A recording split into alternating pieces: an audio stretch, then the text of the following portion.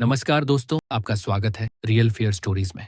दोस्तों, आज की हमारी कहानी है दिल्ली में रहने वाले चार दोस्तों की जो एक ही हॉस्टल में रहते हैं। इनकी उम्र है 20 से 24 साल और ये सब पेशे से छात्र हैं।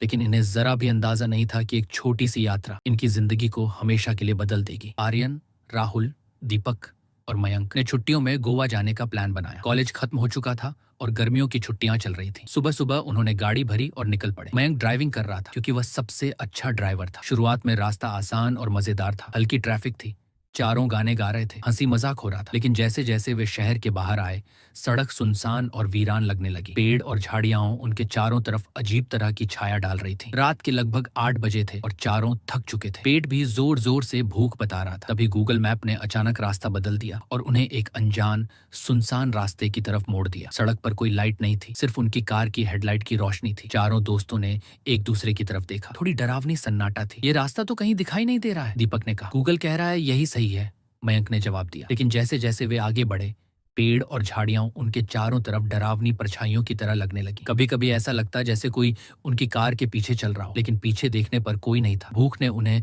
और परेशान कर दिया। तभी उन्होंने सड़क किनारे एक ढाबा देखा। ढाबा थोड़ा पुराना और टूटा फूटा लग रहा था, लेकिन रोशनी और खाने की खुशबू ने उन्हें खींच लिया। चलो यहीं रुकते हैं, खाना ले लेते हैं, आर्यन बोला। राहुल ने हिचकिचाते हुए कहा, लेकिन ये जगह कुछ अजीब लग रही है। दीपक बोला, भाई हमें भूख लगी है और कोई और जगह भी तो नहीं है। मयंक ने गाड़ी पार्क की और चारों ढाबे के अंदर गए। ढाबा सुनसान था। मालिक एक बूढ़ा आदमी था। उसकी आंखों में अजीब चमक और चेहरा थोड़ा धुंधला था। ढाबे में पुरानी मेजें और टूटी कुर्सियां थीं। भाई 4 लोगों के लिए खाना चाहिए, आर्यन ने कहा। मालिक ने सिर हिलाया और धीरे धीरे खाना लाया। खाना सामान्य था, लेकिन ढाबे की दीवारों पर अजीब चित्र बने हुए थे। चित्रों में लोग डर और दर्द से भरे हुए लग रहे थे। राहुल ने पूछा, भाई ये चित्र किसने बनाए? मालिक चुप रहा और बस उन्हें देखा। उसकी नजरें अजीब चमक रही थी। जैसे ही चारों ने खाना शुरू किया, हवा तेज हो गई और ढाबे का दरवाजा अपने आप बंद हो गया। चारों डर गए। दीपक ने देखा कि ढाबे के कोने में कोई खड़ा है। उसकी आंखें लाल और चमकदार थीं। मालिक ने धीमी और डरावनी आवाज में कहा, जो एक बार यहाँ रात बिताता है वो कभी खाली हाथ नहीं लौटता। चारों दोस्तों की सांसें तेज हो रही थी। ढाबे का माहौल अचानक बहुत अजीब और डरावना लगने लगा। दीपक और राहुल अपनी सीट पर जम गए। आर्यन और मयंक ने देखा कि ढाबे के कोने में कोई धीरे धीरे चल रहा है, लेकिन जब वे ध्यान से देखने लगे तो वहाँ कुछ भी नहीं था। भाई ये क्या हो रहा है? मुझे अच्छा नहीं लग रहा, राहुल ने धीरे कहा। शायद बस हवा या हमारी कल्पना है, मयंक ने खुद को और दोस्तों को समझाया, लेकिन खुद भी थोड़ी डर महसूस कर रहा था। ढाबे का मालिक बस उन्हें देख रहा था। उसकी हंसी धीमी और अजीब थी, जैसे हवा में घुल रही हो। चारों ने खाना शुरू किया, लेकिन जैसे ही उन्होंने काटा, प्लेट से खाना धीरे धीरे गायब हो गया। ये कैसे हुआ? आर्यन ने चौंकते हुए पूछा। दीपक ने धीरे से कहा, ये जगह सामान्य नहीं है। तभी ढाबे की दीवारों पर बने चित्र जैसे जीवित हो गए। चित्रों में जो लोग डर और दर्द में थे, वे अब धीरे धीरे परछाई की तरह चलने लगे। चारों दोस्तों का दिल और तेजी से धड़कने लगा। राहुल ने कहा, हमें यहीं से भागना चाहिए। लेकिन जैसे ही वे उठे, ढाबे का दरवाजा अपने आप लॉक हो गया। मालिक ने धीमी आवाज में कहा, जो लोग रात में यहाँ आते हैं वे ढाबे का हिस्सा बन जाते हैं। जो एक बार फंसता है वो आसानी से बाहर नहीं निकलता। चारों डर के मारे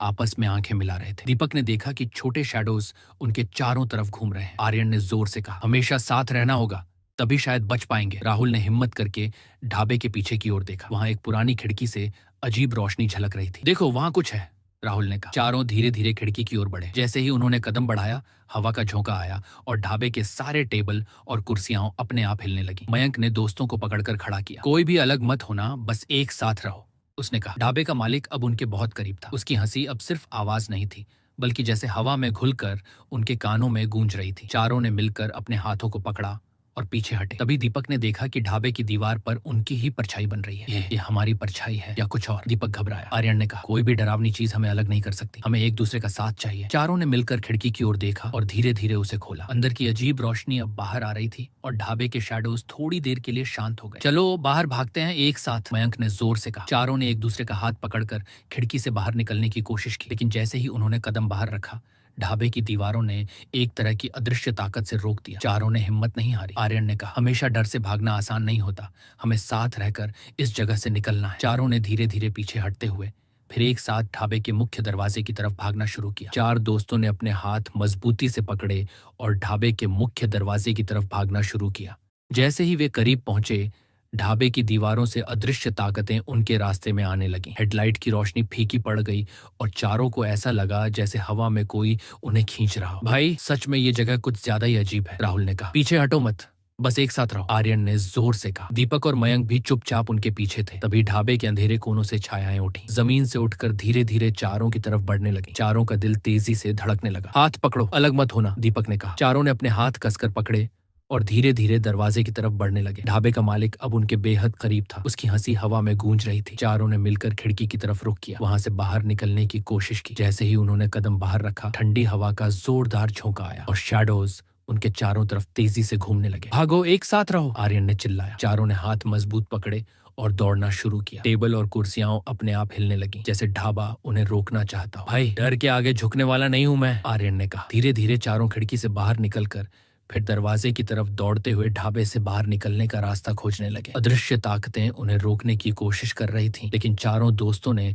साथ और हिम्मत दिखाकर पार कर लिया। अंत में चारों ने ढाबे से बाहर कदम रखा और सुरक्षित सड़क तक पहुंच गए। सांसें तेज थीं, लेकिन अब राहत की भावना घेर रही थी। भाई, सच में ये जगह वीरान और डरावनी थी, राहुल ने कहा। हमें अकेले होने पर शायद बचना मुश्किल हो जाता, दीपक ने कहा। अब समझ आया, कभी भी अनजान जगह अकेले या बिना सोच समझे नहीं रुकना चाहिए, आर्यन ने जोड़ा। सूरज की पहली किरणें सड़क पर चमक रही थी। चारों दोस्तों ने अपनी गोवा यात्रा जारी की, अब और ज्यादा सावधानी और दोस्ती के साथ। थकान और डर के बाद चारों ने फैसला किया कि गोवा की ट्रिप अब नहीं करेंगे। वे सीधे हॉस्टल लौट गए, सुरक्षित। दोस्तों, आज की कहानी यहीं खत्म होती है, लेकिन उस रात का डर आज भी उनके साथ है। आपको ये कहानी कैसी लगी, कमेंट्स में जरूर बताइए। और अगर आपके पास भी ऐसी कोई सच्ची कहानी है तो मुझे इंस्टा डीएम पर भेजिए, शायद अगली बार मैं आपकी कहानी सुनाऊं। चैनल को लाइक, शेयर और सब्सक्राइब करना मत भूलिए, क्योंकि अगला डर अभी बाकी है। दोस्तों, आज की कहानी यहीं खत्म होती है।